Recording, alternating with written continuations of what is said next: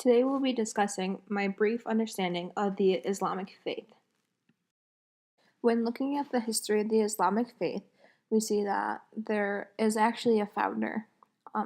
This is unique because a lot of religions don't have a direct founder that they can be traced exactly back to. The founder's name was Muhammad. He was orphaned young, but he was taken in by his uncle, and some say his grandpa as well, throughout his childhood. He was very poor and lived a very humble life until he met his wife. His wife was once widowed and very rich at the time. First, he started working for her because he was known to be one of the only trustworthy men, or the most trustworthy man in the area. And then she actually said that she would never marry again. She decided that marriage wasn't for her, like it didn't work out. She never wanted to love again until she met Muhammad. So even with a 15-year difference of her being older, they got married. He lived from 780 AD to 632 AD. He was born and raised in Mecca, Saudi Arabia, which is very significant to the religion and to the pilgrimage that we'll see later on involving this religion. Muhammad was a prophet who proclaimed the truth of the Quran, and also the author of the Quran for the most part. He was one of the first ones to speak of Allah being the one and only true king, the one and only true God. In this slide, we also see two pictures. The first is a picture of modern-day Mecca. You can see the geographical region of being in a mountainous or desert-like area, and then you can see the old picture of Mecca, and you see the same mountains built around the city, and you see lines and lines of people as they're making the pilgrimage to Mecca, because in both pictures you see that the center of the picture is the Kaaba, which is fundamental to the religion and the rituals within the religion. Next, we'll talk about the geography and the history behind that. Later on, we will explain how the history of the moral commandments come into place and how that is interesting to other faiths as well as the monuments. We also see how they correlate within the other faiths as well. Now we'll see how geography plays a vital role within this religion. We see this religion takes place when it's founding in North Africa, and then as we wait and see through history that it spreads to the Middle East. And to this day, these are the most common places that this is found, this religion at least. This is because Muhammad was from Saudi Arabia in North Africa where the religion originated, and when the spread of Islam started, geographically, they had to move towards the Middle East, where it would become a dominant religion. It moved because Muhammad was forced to flee with his followers because of the hostile conditions they were facing. And so when they fled, they heard of a prospect Islamic State, and they started to make their way towards the Middle East to take over, and they did this with the four caliphs. And this shows an incredible impact throughout the religion. It shows how other religions can be hostile over the land because technically some people were there first, but it doesn't make their holy places less valid. It also shows us just like so much of why the conflict is going on within the Middle East right now. And we see that this is one of the largest religions with 1.8 billion followers at least, and over 1 billion of these followers are within the Middle East alone. In this slide, we see how the spread of Islam happened throughout different ages. We see in the dark red under like the time of Muhammad, and then we see how the territory is added by the four caliphs that I mentioned earlier through the orange. And then we see how the territory is added in the next caliphs that happened within the military regimes and how they've happened throughout the Islamic faith. One thing this map does not show is how the Islamic faith spread through trade routes and how vital that is to their religion. Another really vital part of the Islamic faith is the sacred stories. Most of these stories are of the prophets within the faith. These prophets are closely associated to the prophets of Christian and Jewish beliefs. The first prophet that they speak about a lot is Adam, who is the first man that God created. Their creation story is a little different, but it does have the same idea as the other two religions. And then they also have Abraham, or Ibrahim, and they show how he is the first in his family to have these beliefs. He was on a mountain when he realized that Allah is the one and true God. And then where he worshipped for the first time to Allah is actually the place where the Kaaba that I mentioned in the second slide, the pictures of Mecca, takes place. That was built around the place where he first worshipped.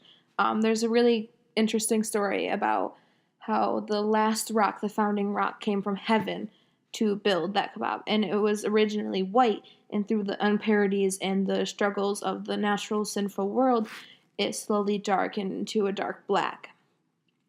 And then lastly, we have so many stories of Muhammad, the prophet, the most important prophet, how he was the founder, and like his life as a whole are as many sacred stories.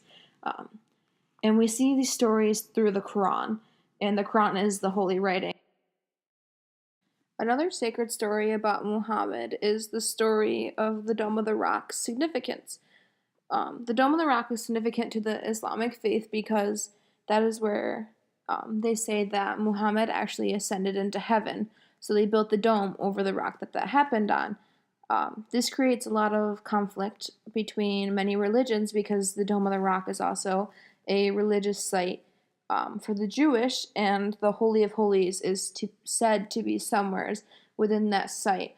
While I was in Israel, we were able to see Jews actually being escorted by guns through the premises of the Dome of the Rock because they were looking for the Holies of Holies, but the Muslims do not like them on their worship site because there's been so many violent conflicts within both of their religions at the one site.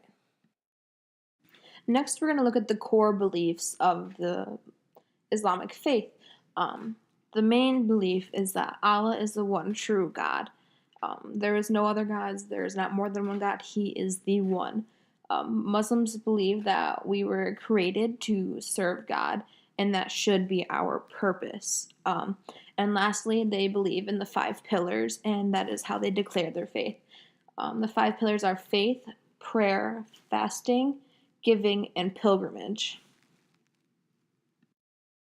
While these are the distinct fundamental beliefs of the Islamic faith, we see how the many rituals as well as the other moral beliefs within the faith have an effect on this faith. Both of those do stem from the fundamental beliefs. Within these beliefs, we have rituals. These rituals usually align very well with the 5 pillars. The first, we need to discuss what a ritual is. A ritual is a religious ceremony with a series of actions performed according to an order made throughout many generations. And we see some of their rituals correlate directly to the 5 pillars of Islam.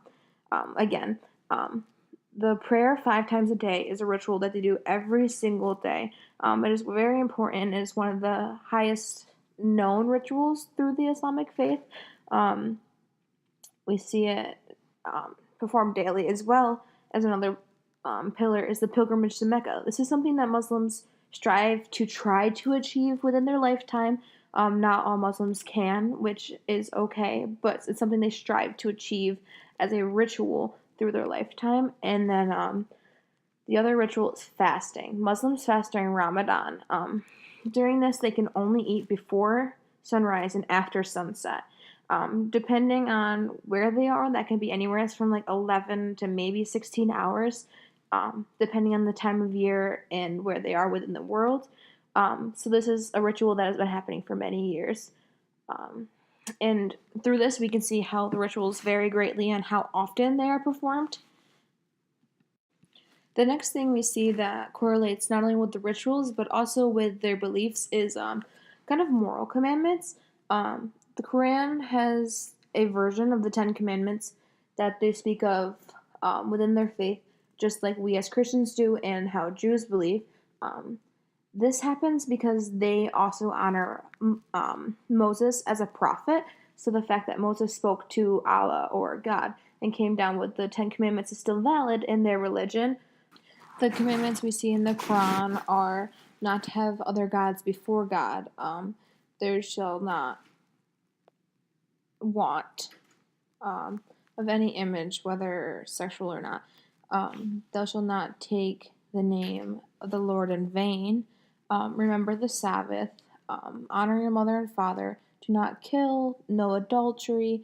You shouldn't steal. Cannot bear false witness, and you also should not covet. To me, this was really interesting learning how similar they are, and they're actually the same thing. Just because I never thought of the idea that Moses was being seen within all three religions as the same as a prophet, as a holy figure. Some other aspects of this religion that are valid that not everyone thinks about is the art within it. One thing about Islamic art is we see a lot of like patterns and colors and floral prints, but we don't ever see humans or figures in these, and that is because they believe that putting a human or a figure in their art is a form of idolatry, and that we'll be putting God before them, which is something I didn't know, and I thought was really interesting. And the next we see some monuments, which is the Kaaba, which is I talked about was Abraham's first place of worship, and then the Dome of the Rock. This was really interesting to look more into because I actually went to Israel and I went to the Dome of the Rock. As you can see, the photo in the bottom is one that I took. I have pictures of me in front of it as well. But we never learned why the Dome of the Rock was sacred to the Muslims because we were there learning about Jesus in the Temple on the Mount and this holy site for Jews. But it is said that the dome on the is built over the rock where Muhammad actually ascended into heaven. So we can see that this can be very sacred to this religion as well. Another cool part on my trip to Israel that has influenced this understanding is the Islamic art. When we were in Israel, we would, specifically in Jerusalem, go to the markets and shop, of course. And one of the, like, my favorite things that we would do was to look through and find some of the coolest patterns and the brightest colors because I thought it was very maybe Arabic, but I didn't really associate it with the Muslim faith. But after understanding more of their faith and their beliefs, I see how this directly correlates within their faith, and that buying this was supporting them and the small businesses of faith believing people that they are. Some key ways that Islamic or Muslims believe that they should share their beliefs are by sharing their testimony, showing God in their daily lives and their daily works, praying for their non Muslim friends, to talk about Jesus, which is something really interesting to me that I didn't think about before because they do not recognize Jesus as the Messiah, but Jesus is talked about a lot in the Quran, and they recognize him as a prophet. Jesus is actually mentioned in the Quran more than Muhammad, which is a really interesting fact that I didn't know before this class. And then they also like to share the stories of the Quran really early in others' lives. They also try to help others and always giving to others. And lastly, by trusting the Holy Spirit in that realizing that it's not them who convert others. This sounded really familiar to me and my beliefs, which was interesting. I didn't know where to find the answer to this question online as I wasn't really sure what was true, what wasn't, what was opinions, so I actually called my friend Miriam and she explained this to me, and I really thought it was interesting how similar they are. Last but not least, we have my works cited. I used the Quran, the same link that you provided for us earlier on the semester, and I called my friend Mariam to discuss some questions that I had for some answers. And otherwise, I just used my general knowledge on the subject from what I've learned in this class.